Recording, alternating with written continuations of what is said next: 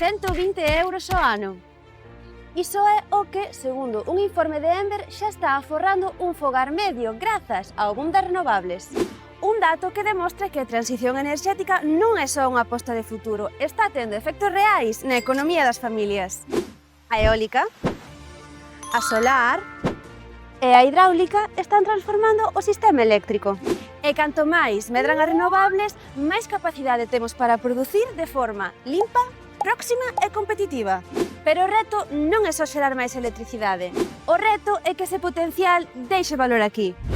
En Recursos de Galicia traballamos precisamente nesa dirección, aproveitando a nosa riqueza natural para convertela en riqueza social, promovendo un modelo máis eficiente, máis responsable e con máis retorno para o territorio.